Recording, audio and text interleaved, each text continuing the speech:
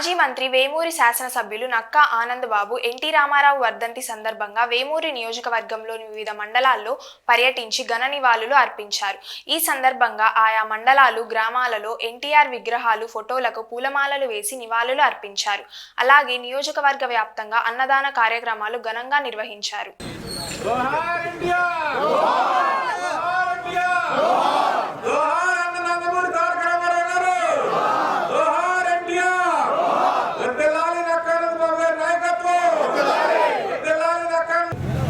గుర్తుపెట్టుకోవాల్సిన అవసరం ప్రతి తెలుగుదేశం పార్టీ కార్యకర్తగా ఉందని చెప్పి నేను భావిస్తా ఉన్నాను.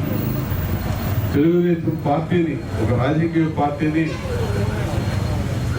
మద్దలేనటువంటి పార్టీని, కేవలం పేదవాళ్ళకి సేవ చేయాలనే సామాజిక దృక్పథంతో పార్టీని పెట్టినటువంటి వ్యక్తి ఎన్టీ రామారావు గారు. తెలుగు వారి ఆత్మగౌరవం మంటగలిసిపోతా ఉంది. ఆత్మగౌరవాన్ని నిలబెట్టుకోవాలి, మనం ఆత్మాభిమానాన్ని చాటుకోవాలని ఒక వెలుగెత్తి చాటినటువంటి మహనీయుడు ఎన్టీ రామారావు గారు. తెలుగు వాళ్ళ యొక్క కీర్తి ప్రతిష్టల్ని ప్రపంచవ్యాప్తంగా చాటి చెప్పినటువంటి వ్యక్తి ఎన్టీ రామారావు గారు. తెలుగు వారంటే ఎవరో తెలియదు.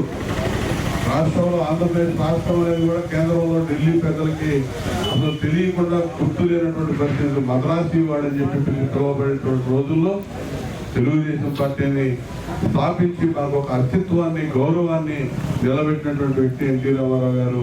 పేదవాడికి తినడానికి తిండి, ఉండడానికి గూడు, కట్టుకోవడానికి బట్ట మొట్టమొదటిగా అందించినటువంటి పార్టీ తెలుగుదేశం పార్టీ. ఆ తెలుగుదేశం పార్టీ వ్యవస్థాపకులుగా ఎన్టీ రామారావు గారు అందించినటువంటి కార్యక్రమాలు ఇలా దేశవ్యాప్తంగా అమలవుతా ఉన్నాయి. వారి ప్రేరణతో, స్ఫూర్తితో చంద్రబాబు నాయుడు గారు 32 సంవత్సరాల నుంచి ఈ పార్టీని అప్రత్యర్థంగా ముందుకు తీసుకెళ్తా ఉన్నాడు. ఈ రోజు వారి సారథ్యంలో, వారి బాటలో వారి తనయుడు నారా లోకేష్ గారు రాబోయే రోజుల్లో ఈ పార్టీకి దశ నిర్దేశం చేయబోతా ఉన్నారు. తెలుగుదేశం పార్టీ కార్యకర్తలుగా, నాయకులుగా మనం అందరం కూడా నిత్యం ఎన్టీ రామారావు గారిని స్మరించుకుంటూ వారి ఆశయ సాధనకి కృషి చేయాల్సిన అవసరం ఉంది. పార్టీ అధికారంలో ఉండొచ్చు, లేకపోవచ్చు, ఉన్నా లేకపోయినా నిత్యం ప్రజల కోసం పనిచేసినటువంటి పార్టీ కార్యకర్తలు తెలుగుదేశం పార్టీకి ఉన్నారు. అనేక ఆటుపోట్లు ఎదురు చూసాం, ఎన్నో సంక్షోభాలు ఈ పార్టీ ఎదురు చూసింది. ఎన్ని సంక్షోభాలు ఎదుర్కొన్నా ఆ సుడిగుండాల నుంచి ఈదుకుంటూ బయటకు వచ్చినటువంటి పార్టీ తెలుగుదేశం పార్టీ. అటువంటి నిఖాసైనటువంటి పార్టీ, కార్యకర్తలు అయినటువంటి పార్టీ, నిస్వార్థంగా ఎటువంటి స్వార్థం లేకుండా త్యాగాల మీద నిలబడినటువంటి పార్టీ తెలుగుదేశం పార్టీ అనేది ఈ సందర్భంగా మీకు గుర్తు చేస్తూ, రాబోయే రోజుల్లో ఈ రాష్ట్రాన్ని అభివృద్ధి పదంలో ముందుకు తీసుకెళ్లాల్సిన అవసరం ఉంది. భవిష్యత్ ఆలోచనలతో నిరుద్యోగాన్ని పారదోలాల్సిన అవసరం ఉంది. రాష్ట్రాన్ని పునర్నిర్మాణం చేసుకోవాల్సిన అవసరం ఉంది. ఇటువంటి పరిస్థితుల్లో ఎన్టీ రామారావు గారిని నిరంతరం స్ఫురణలు తెచ్చుకుంటూ చంద్రబాబు నాయుడు గారి నాయకత్వాన్ని బలపరుస్తూ రాబోయే రోజులకి నారా లోకేష్ గారి నాయకత్వాన్ని అందించే విధానంలో మనందరం కూడా కృషి చేయాల్సిన అవసరం ఉంది. అదే ఆ మహనీయుడికి మనం ఇచ్చే నిజమైన నివాళులు అవుతుందని చెప్పి తెలియజేస్తూ ఈ రోజు ఈ కార్యక్రమాన్ని ఏర్పాటు చేసినటువంటి హృదయపూడి గ్రామ తెలుగుదేశం పార్టీ ప్రజలందరికీ హృదయపూర్వక ధన్యవాదాలు తెలియజేస్తూ ఆ మహనీయుడికి మరొకసారి నివాళులు అర్పిస్తూ సెలవు మాట్లాడటం మొదలు పెట్టారంటే అది తెలుగుదేశం పార్టీ చలవ. ప్రజాప్రతినిధులు అంటే నిత్యం ప్రజల్లో ఉండాలి, ప్రజలకు అందుబాటులో ఉండాలి, ప్రజలకు అవసరమైన పనులు ప్రతినిత్యం చేస్తూ వాళ్ళ మధ్య తిరగాలని చెప్పి కాలంలో అప్పటి నుంచి ఇప్పటి వరకు కూడా భారతదేశ వ్యాప్తంగా ఆ పథకాలు అమల్లోకి వచ్చినాయి అంటే వాటికి ఆద్యుడు ఎన్టీ రామారావు గారు అని చెప్పి సందర్భంగా తెలియజేస్తా ఉన్నాం. గొప్ప కార్యక్రమాలు, పేదవాడికి తిండి పెట్టడం అనే ఆలోచన రావడం అనేది మరి అప్పటి వరకు రాజకీయ నాయకులకు ఎందుకు రాలేదో మనకు తెలియదు. ఎన్టీ రామారావు గారు 2 రూపాయల కిలో బియ్యం పెట్టినాక ఆంధ్రప్రదేశ్ రాష్ట్రంలో ఈ రోజుకి భారతదేశంలో పీడిఎస్ రైస్ కింద మొత్తం కూడా సబ్సిడీ రైస్ ప్రజలకు అందించే, పేదవాళ్ళకి అందించే కార్యక్రమం అమలవుతున్నా ఉందంటే దానికి ఆద్యుడు ఎన్టీ రామారావు గారు అని చెప్పి తెలియజేస్తా ఉన్నాం. పక్కా గృహ నిర్మాణం, మనం హౌసింగ్ స్కీమ్ లో మనం అడుగుతూ ఉంటాం ఇల్లు కావాలని.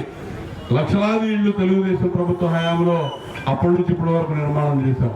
అంతకుముందు ఉండేది గృహ నిర్మాణ పథకం అంటే గుడిసె నిర్మాణ కార్యక్రమం ఉండేది. గుడిసేసుకోవడానికి పేదవాడికి ఒక 50 తాటాకులు 40 బొంగులు ఇచ్చి ఇదే గృహ నిర్మాణ పథకం అనేవాళ్ళు. ఎన్టీ రామారావు గారు వచ్చినాక కాంక్రీట్ స్లాబ్తో పక్కా గృహ నిర్మాణానికి మొట్టమొదటి తెర తీసినటువంటి వ్యక్తి ఎన్టీ రామారావు గారు. అది ప్రపంచవ్యాప్తంగా దేశమంతా అమలవుతూ ఉందంటే కూడా దానికి ఆద్యుడు కూడా మన నాయకుడు ఎన్టీ రామారావు గారు అని చెప్పుకోవడానికి చాలా గర్వంగా మనందరం ఫీల్ అవ్వాలని చెప్పి నేను తెలియజేస్తున్నా.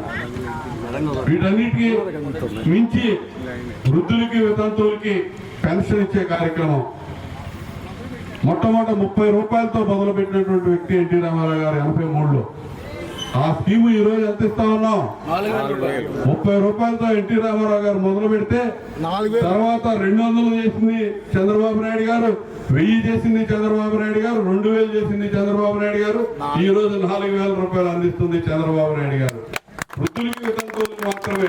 అందులో వికలాంగులకి అయితే 6000, 10,000, 15,000 3 రకాల స్లాబులతో పెన్షన్ అందించడం అంటే సామాన్యమైన విషయం కాదు. ఇదే పెన్షన్ పథకం కూడా దేశం అంతా అమలవుతా ఉందంటే 30వ వర్ధంతి పురస్కరించుకొని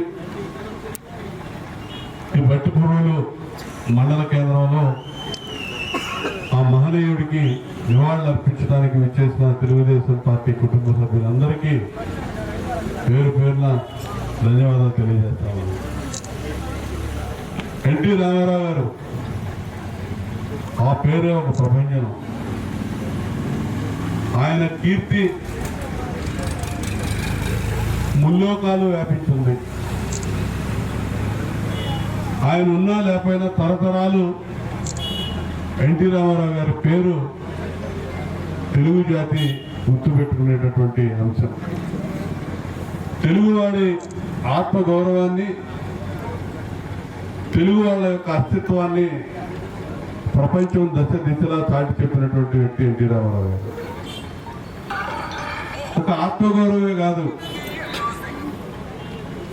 1983కు ముందు అప్పటికి 4 దశాబ్దాలుగా సినీ రంగంలో దేదీప్యమానంగా వెలిగిపోతున్నటువంటి ఎన్టీ రామారావు గారు కోట్లాది రూపాయల సంపాదనని తృఢప్రాయంగా వదిలేసి పేదవాడికి సేవ చేయాలి, సమాజానికి ఉపయోగపడాలి, ఇంతకాలం సినీ రంగంలో నన్ను ఆదరించినటువంటి ప్రజలకి నేను అండగా ఉండాలి, రాజకీయం దేశంలో కానీ రాష్ట్రంలో కానీ భ్రష్టు పెట్టిపోయింది, తెలుగువాడికి గుర్తింపు గౌరవం లేకపోవడం పోయింది, పేదవాడిని పట్టించుకునే పరిస్థితులు లేవు, వారికి నేను ఏదో చేయాలి నా వంతుగా అని చెప్పి ఆలోచన చేసి రాజకీయ పార్టీని స్థాపించినటువంటి పరిస్థితులు ఒకసారి మనం గుర్తు తెచ్చుకోవాల్సిన అవసరం ఉంది.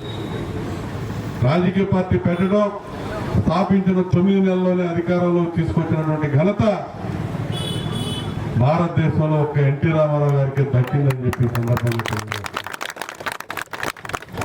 అంతేకాదు అధికారంలోకి తీసుకురావడమే కాదు, అందరూ అమలవుతాయా చెప్పిన మాటలన్నీ అనుకున్నారు. పేదవాడు సమాజమే దేవాలయం, ప్రజలే దేవుళ్ళు అనే నినాదం. రాజకీయాల్లో ఎవరు అటువంటి స్లోగన్ ఇచ్చిన వాళ్ళు లేరు. సమాజాన్ని ఒక దేవాలయంగా, ప్రజలను ఒక దేవుళ్ళుగా భావించి ముందుకు వచ్చినటువంటి వ్యక్తి, సమాజంలో వెనుకబాటుకు గురైనటువంటి ప్రజలకు కానీ